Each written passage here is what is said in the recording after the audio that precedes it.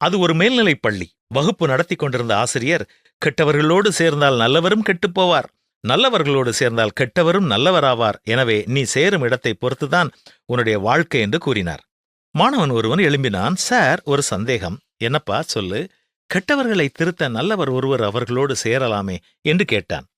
கொஞ்சம் பொறு, ஒரு சோதனை மூலம் பதில் சொல்கிறேன் என்றார் ஆசிரியர். ஒரு பாத்திரத்தில் தண்ணீரும் ஒரு பாத்திரத்தில் பாலும் கொண்டு வரச் சொன்னார். ஒரு வெற்று பாத்திரத்தில் 99 சொட்டு தண்ணீர் விட்டு ஒரே ஒரு சொட்டு பால் அதிலே கலந்தார். அந்த பால் தண்ணீரோடு கலந்து காணாமல் போய்விட்டது என்று ஆசிரியர் கூறினார். மாணவர்களே, இதிலிருந்து நமக்கு என்ன தெரிகிறது? கெட்டவர்களோடு நல்லவர் ஒருவர் சேர்ந்தால் அவரும் கெட்டவராவார் என்றார்.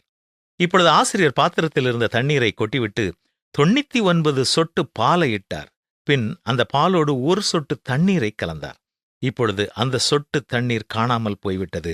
இப்போது மாணவர்களை பார்த்து கவனித்தீர்களா? இந்த சோதனையிலிருந்து நாம் ஒன்றை படித்துக் கொள்ள வேண்டும். நல்லவர்கள் பலரோடு ஒரு கெட்டவர் சேர்ந்தால் அவரும் நல்லவராக மாறிவிடுவார். ஆனால் பல கெட்டவர்களோடு ஒரு நல்லவர் சேர்ந்தாலும் அவரும் கெட்டுப்போவார். இதுதான் இயற்கையின் வலிமை என்று சொல்லி ஆசிரியர் பாடத்தை முடித்தார். வேத புத்தகத்திலும் நாம் வாசிக்கும் சத்தியம் இதுதான். கோபக்காரனுக்கு தோழனாகாதே, உக்கிரமுள்ள மனுஷனோடு நடவாதே. அப்படி செய்தால் நீ அவனுடைய வழியை கற்றுக்கொண்டு உன்னுடைய ஆத்துமாவிற்கு கண்ணியை வருவிப்பாய். அன்பரே, உங்கள் நண்பர் வட்டம் எப்படி இருக்கிறது?